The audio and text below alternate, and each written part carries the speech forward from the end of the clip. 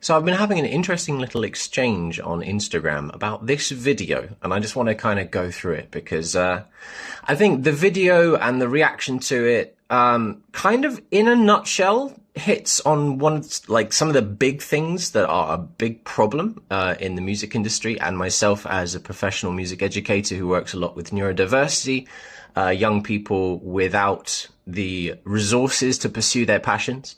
And there are certain things that are very, very clear to me in this video that seem to be missed by a lot of people in the comments.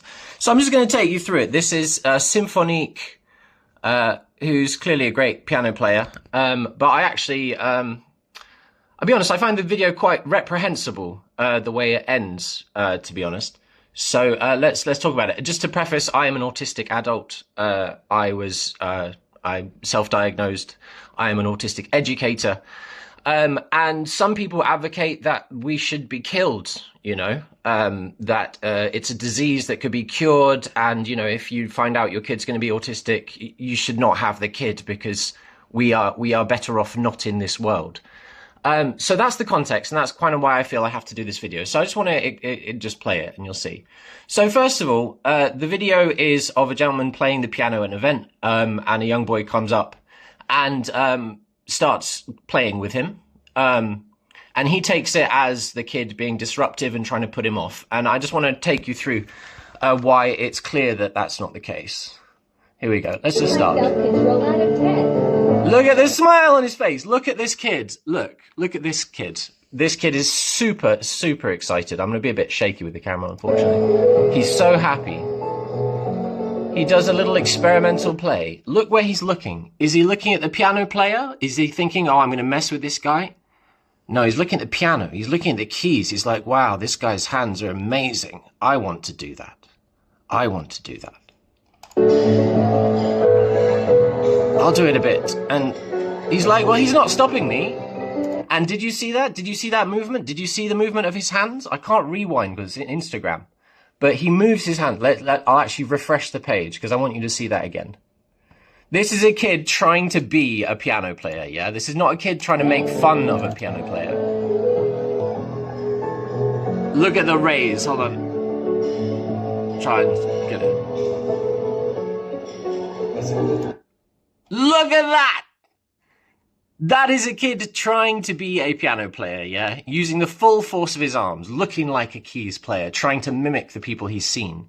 Is he looking at the guy? He's not trying to annoy him. He's trying to play. He's desperate to play. His hands are like, you must put me on that thing. It is amazing. Now, to be clear, I see this all the time with ADHD kids. I would guess that this kid, to not be able to not join in public when you're being told not to, he's not there to fuck with the piano player, guys. He's there to play piano. That kid is there to play, man. And he wants to play.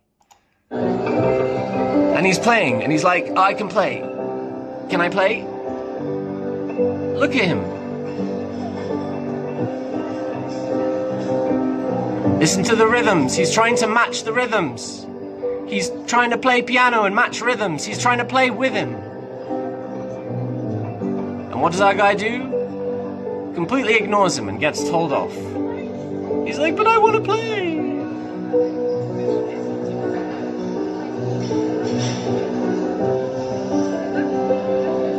And he just can't help himself. He's like, but I want to play with...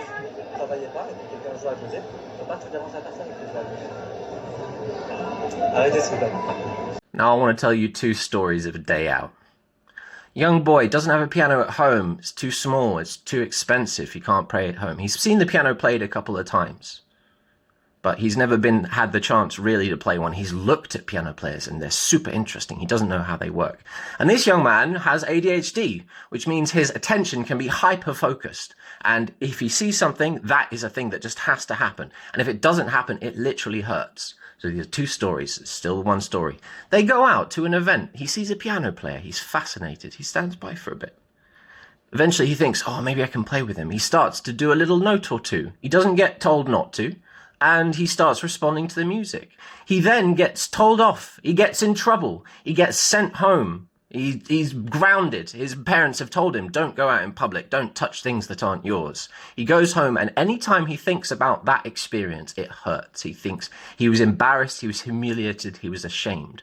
Now, another story.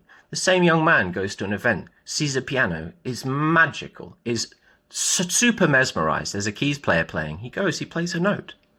Keys player doesn't say anything. He plays a couple more notes. Keys player starts responding to him. He plays a couple more notes. Keys player starts jamming around him. He sounds amazing. They're playing a blues. Everyone looking round. The kid's just going ba ba da ba ba ba da ba. Keys player's going ba booty ba bum. Keys going ba ba da ba. Keys player's going ba ba ba ba ba ba da ba ba ba ba ba ba da ba ba ba ba da ba da ba ba ba ba. Whole crowd goes crazy. Keys player turns to the kid and say, "Hey kid, you got something to say. You should maybe try and get piano." Kid can't stop talking about it for the next week. Every time he opens his mouth, every time, "Mom, can I get piano? Mom, Dad, please, can I get piano? Can we do piano lessons, please?" Kid eventually gets a piano, being so inspired by that one experience. So that is my problem with this video. I clearly saw a young man hypnotized by that instrument, wanting to play, playing, responding to the music. And instead of being welcomed into the world of music, for that piano player, the experience of music was not one that allowed him to join, because what he heard was wrong. And now I want to finish this video. I want to show you an interview with Herbie Hancock, yeah? And he'll say it much better. So you might say I'm wrong. That's fine. That's fine. But if you say I'm wrong, there are some other cats you're calling wrong as well, yeah? And they actually have money. And I have on magazines, so you'll listen to them. I'm just me, I don't have any money, and I'm just sitting here learning all the instruments, so you lot don't listen to me. But that's fine, I'm not bothered, because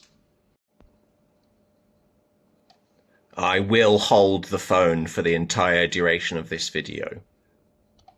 I have so many stories to tell about Miles Davis.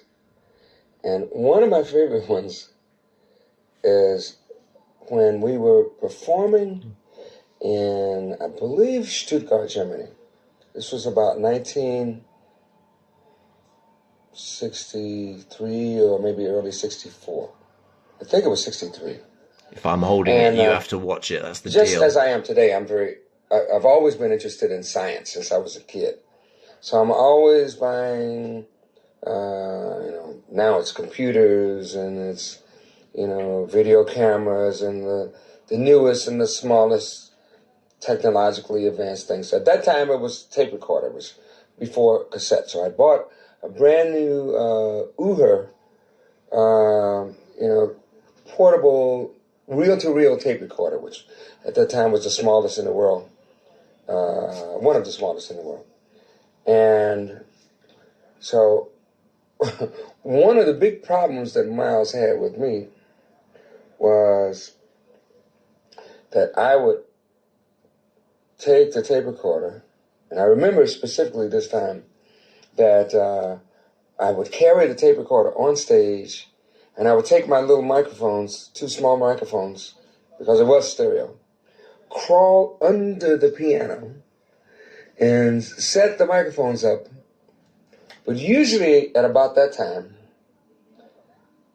and in Stuttgart, this particular time, Miles counted off the tempo with his foot. It was like 1, 2, 1, 2, 3, 4.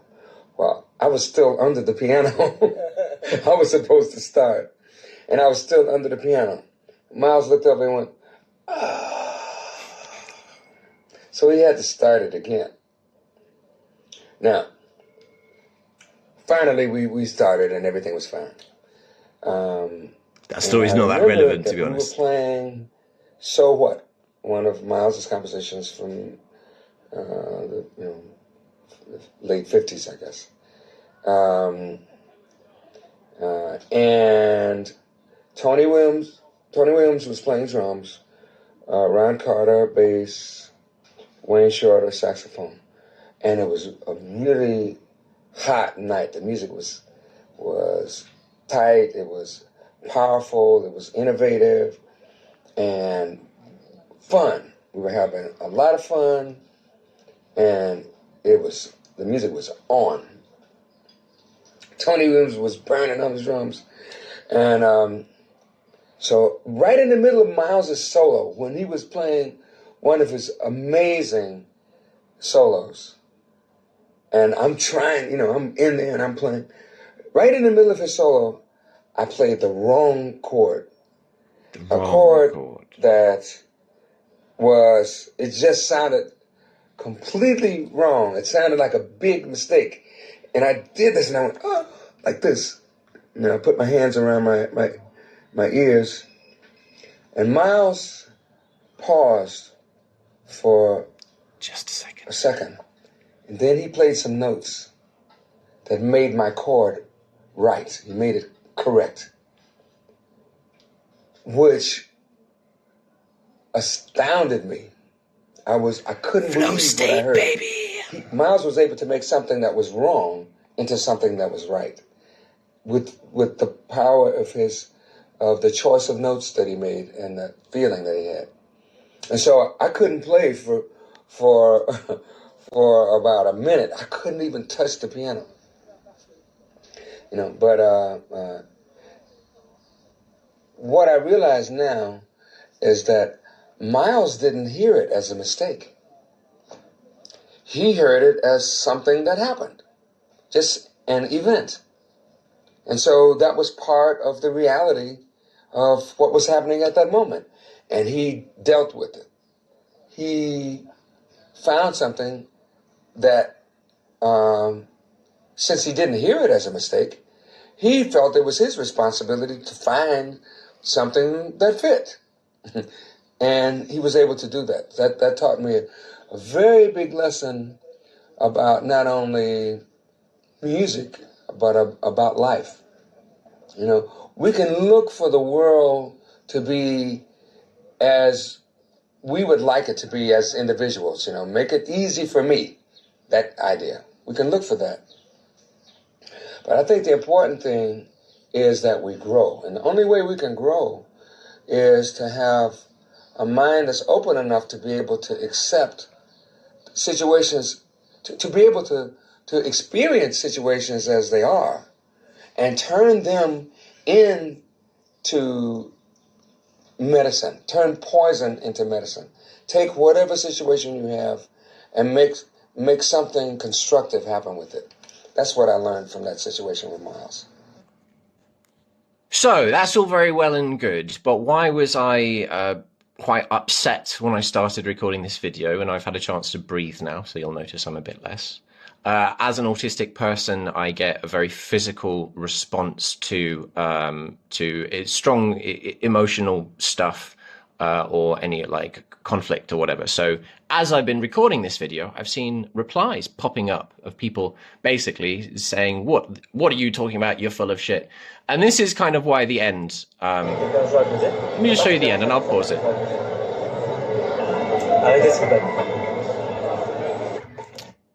Because we end with a suggestion that the child should have been prevented from existing using contraception. Now, I'm all pro-choice. I'm a pro-choice. I support women's rights. But I clearly see there a young person who's incapable of not playing the piano. That is a key identifying feature of ADHD.